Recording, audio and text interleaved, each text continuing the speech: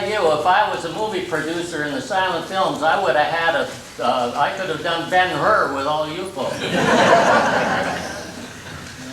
Ray, Yeah. I thought we'd give them an idea of what sound effects are all about. The sound effects man is kind of the unsung hero in television and radio and also in films. And you'd never think about the fact that someone is doing sound effects. Would you demonstrate some of the different devices that you have for sound effects? We're going to show one of his films later on in the program, and he'll be doing sound effects for his own film. And by the way, this will be the first time that he's done sound effects for one of his own movies. He's done it for everybody else's film, but I don't know how you missed out on that one. I don't know why I'm still doing this. I'm 84 years old. Well, we're glad to have you, Ray, and at your age, I'm sure you're glad to be here, or you're glad to be anywhere. So.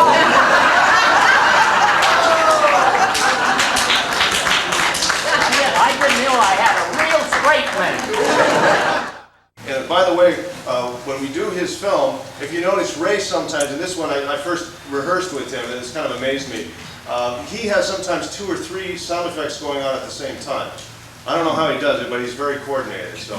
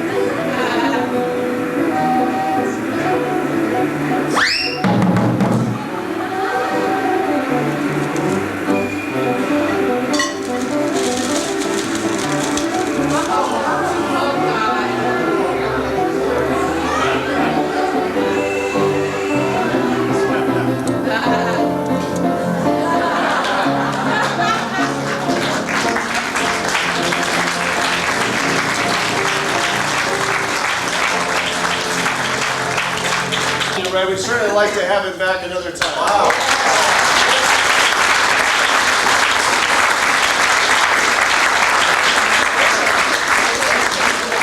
I'd like to do one at regular speed. Does anybody have any questions about the films or any questions for Ray himself? Any questions about his career? Yeah, Rob? Yeah, Ray, how did you get into it? Your acting part. I had a stage mother, and she, when I was 6 months old, I told her I wanted to go to Hollywood, so she brought me to Hollywood. And I took ballet lessons from Belcher, and I took tap lessons for Maurice Cassell, and I took all kinds of dancing lessons. I played ukulele on the front porch with the kids, and so I got into vaudeville. And of course, all the kids on the block were in motion pictures. So they would come around and tell you when there was an interview like at Fox or Universal or Culver City at Hal Roach or wherever there was. And all you kids, when you saw that one picture with all the kids at the big parade, well, that was practically every kid in Hollywood. And of course, I knew them all because I'd meet them in the casting offices. And my mom would bring me in, and she actually put that outfit together for Spike with the striped sweater and the vest and the whole thing, so that when I walked into the studio, well, that would save them a little money if I had the costume, so I got the part. Otherwise, I don't know, because they were taking kids with freckles. My mother used to paint freckles on my face. Because all the kids, you know, Speck O'Donnell and all of those kids were working all the time because they had freckles. Yes, when you were in the films when you were a child, did you go to school? Did they provide school for you on the set? First of all, you had to register with child welfare to get a permit. And then when you got on the set, they would always hire enough kids so that you could, each group of kids could be at school for 3 hours a day. So 3 hours a day we were missing from the set, and they would shoot around us, and then when we'd get back, why they would shoot our sequences. Yeah. But some of the studios, like MGM, some of them had an actual schoolhouse, but most of the studios, you'd just go behind a set somewhere and you'd have a couple of benches and the kids would all be sitting there doing their work, you know. Were those scenes all set or shot on the lot? They didn't have scripts for any of these Winnie Winkle things. What they had were what they called 3 gag men. And the director would tell them, we have this situation. Now we're going out to this ranch house, and we have a bear rug, and they tell them all about the props that they could use for jokes and so forth. And in one of them, I'm under the bear rug, and I grab the guy by the leg and bite his leg and stuff like that. But these situations were made up right on the spot. And all they wanted was 10, 20 minutes, right? 2 reels of stuff. And they'd get back to the studio and cut them. And of course, they had what they called title people that would write those titles, you know, to fill in and sort of make the thing have a little continuity. Yes. As a child, I enjoyed reading the comics, Winnie the Winkle. And And Winnie was always very glamorous to me, and I thought she was just marvelous. And her little What did you think of Ethel Gibson? Well, I'm so glad I've seen her in real life now. Thank you. Did anybody notice in the Laurel and Hardy film, the man and the woman who were getting into the car, they opened the door, do you know who that woman was? That was Jean Harlow.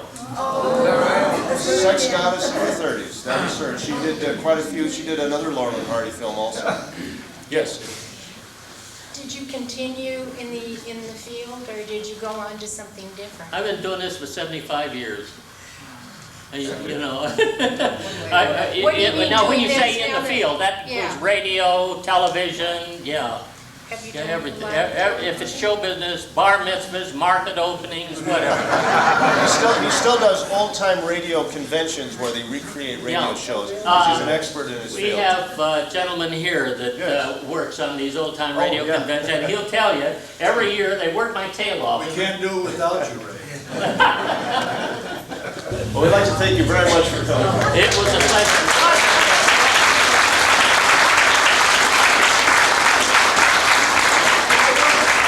For 10 years, and I'm going to say this, and God bless. Hi, I'm George Morang, your host on CSA 70 television, and we've just enjoyed a silent movie film with background side effects this evening. I'm talking with Ray Erlenborn, That's right, George. who did the side effects and has, as we've heard, quite a background in the film industry. And Ray is now going to show us some of these machines that he has here that gave us the sound effects as the background for the film. Ray, could you show us some of the Yeah. devices? Now, this was almost like vaudeville sound effects, which were used, and the trap drummer would do everything from the pit in the orchestra. However, for cartoons and comedies, and that was a comedy we did tonight, we used what we call a Mickey Mouse effect, like the whiz whistles and the cymbals, and That's when somebody gets hit on the head. no, that's when somebody gets it. And that's a tempo block, and I've got two of them here, one for the ball bat when they're playing ball, and one for hitting them on the head. And then when they falls to the ground, Is this a tempo block? Is that actually a musical? yes, that's a set of drummer's traps right there. And of course, I have 4 of those that I use sometimes, but for this show I only needed the 2. And then I have a tom-tom for when they fall and hit the dirt. And then in one place the tin cans fall off the shelf onto the floor, and then some books fall off onto the You floor. have to be watching the film all the time. And while it's you're hard doing to do this and that at the same and time. know where the... You have to have peripheral vision to watch that screen up there. Yeah, and I have a ratchet here. We exaggerate the sound. They were opening a safe, and you know, it makes a clickety-click, so I used an exaggerated sound for that. Well, I noticed it really did emphasize the scene and the comedy in it. Yeah, Sound it effects. makes a fall or a hit on the head or anything like that seem more real. You'll notice that when It paces the film, sort of. when Chris does the piano, he actually does sound effects on the piano Yes. for things like For that. mood and so forth. Yeah, he'll hit those bass chords, you know, for somebody Something falling sinister. or whatever. Yeah. So in the old days when they did silent movies like that, sometimes they would just have a piano in the pit, but other times they'd have 3 or 4 pieces of an orchestra plus the trap drummer, because the trap drummer would catch all the falls and the kicks and whatever. In the comedy routines. Yeah. Well, in a dramatic film and so forth, would they usually have sound effects? No, they would. It's a whole different technique to do a dramatic film. You would use something like this squeaker here. in a mystery show or whatever. Did you make that yourself? Yes, I did, and it's typical of them. However, some of them are done just with 2 pieces of dry wood scraping together. And, you know, later on in years when they came up with styrofoam, you make a shoe squeak with 2 pieces of styrofoam. But whatever we found that would do the job. You're not a we would purist do it. about it. You don't have to use just the ancient type things. If any new device comes along, No, or material. we made trips to swap meets and thrift shops and garage sales and picked up stuff, you know, to use for sound effects all the time. Chains. I came across a wonderful donkey chain one time that had a real good ring to it when you jiggled it.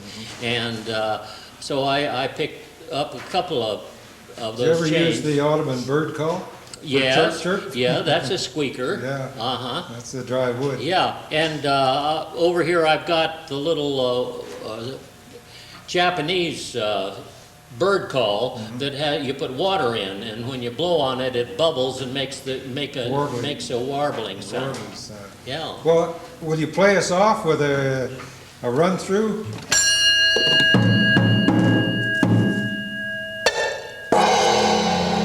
Ray, thank you very much. I've Pleasure. enjoyed it. Right, George. I'm with Chris Perry, who is the music director for the Grove Theater of Americana. And Chris was the one that played all that background music while we were enjoying the film. And I certainly was impressed by your endurance. That's a lot of work. Yeah, I'm usually in traction after I finish one of these performances. What I attempt to do is to sound exactly like a silent movie pianist from the 1920s. A lot of the music that you're hearing, things like this.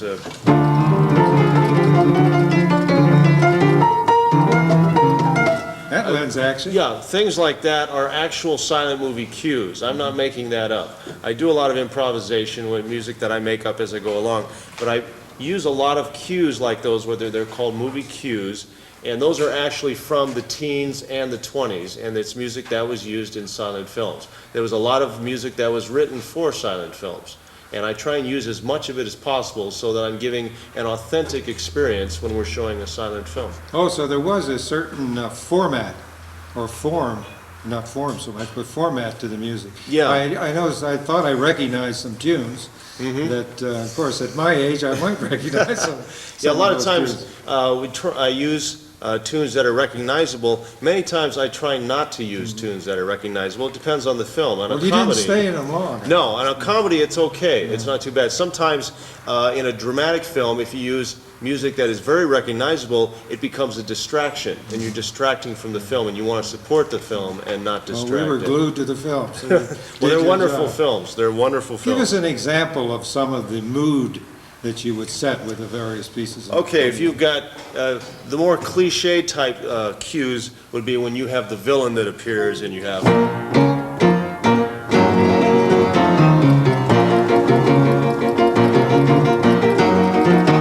And then when you have the girl, the villain is tying the girl to the railroad tracks, and here comes the train. I You've got can all that feel it action.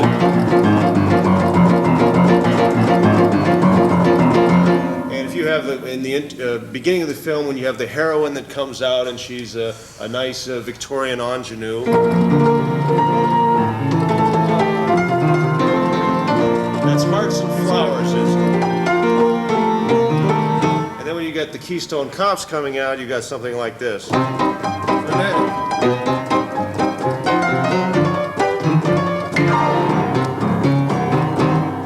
And then, of course, when you have a fight scene, the kind of cue that you use is called hurry music, and it's usually rather fast.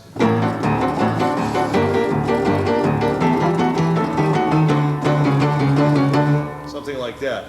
Now, Charlie Chaplin had an interesting concept of music. He didn't like this fast ragtime music to be used with his films, and he didn't like sound effects either. For his comedies, he liked something like this.